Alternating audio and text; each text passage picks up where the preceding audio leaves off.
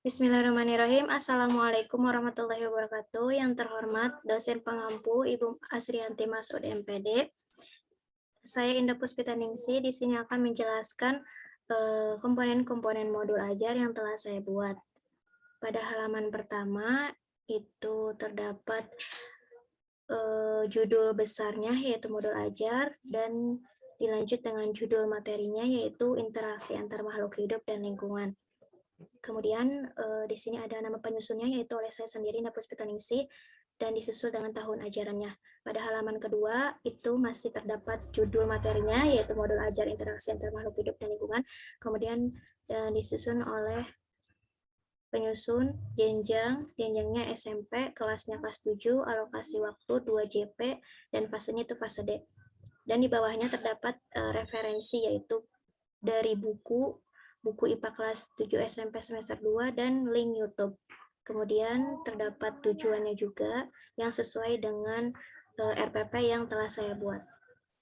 Kemudian pada halaman ketiga itu terdapat materi ajar dari pembelajaran di sini yaitu interaksi antar makhluk hidup yang meliputi rantai makanan, jaring-jaring makanan, piramida makanan, dan simbiosis pada makhluk hidup.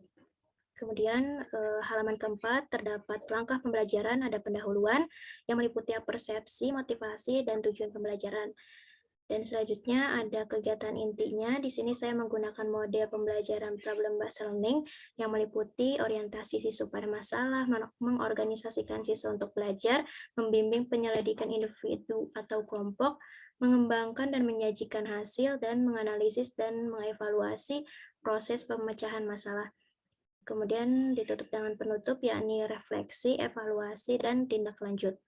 Pada halaman ke-5 dan ke-6 itu terdapat LKPD yaitu lembar kerja peserta didik. Di sini isinya ada kelas dan nama anggota kelompok. Selanjutnya ada kompetensi dasar juga, ada indikator, ada tujuan, dan petunjuk belajar untuk siswa. Di halaman yang ke-6 itu sama masih LKPD. Di sini terdapat wacana atau materi singkat untuk siswa mengenai pengisian LKPD tersebut. Dan di bawahnya ada orientasi masalah, yakni siswa diperintahkan untuk menyimak video agar siswa dapat menjawab soal-soal. Dan di selanjutnya ada kegiatan diskusinya berupa pertanyaan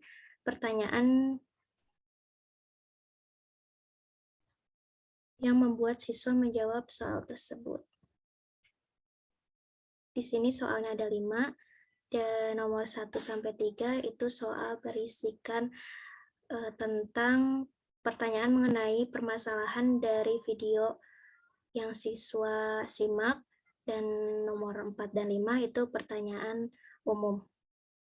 Pada halaman 7 terdiri dari pengayaan, refleksi, dan remedial.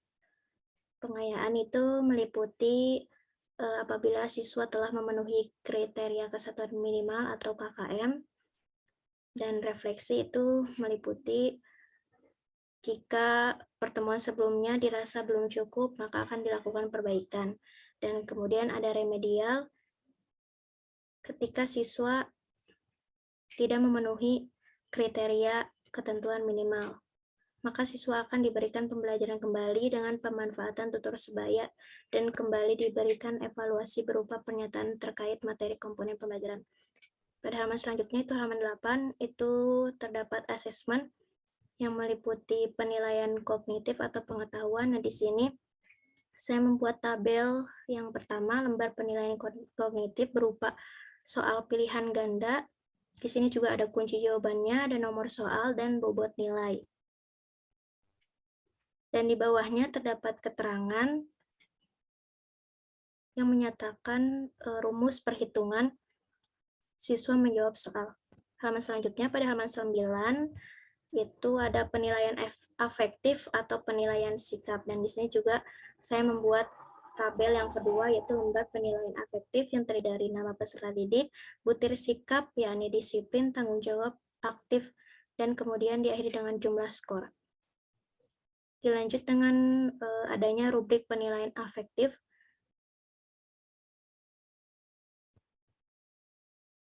Dan di sini juga terdapat keterangan nilainya. Kemudian di halaman 10 itu ada asesmen juga, yakni penilaian psikomotorik atau keterampilan. Saya juga membuat tabel yang keempat, yaitu lembar penilaian keterampilan. Ada nama peserta didiknya, butir sikapnya, yakni menyampaikan pendapat, menanggapi, dan mempertahankan argumentasi, dan diakhiri dengan jumlah skor. Di sini juga terdapat rubrik penilaian keterampilannya dan indikatornya.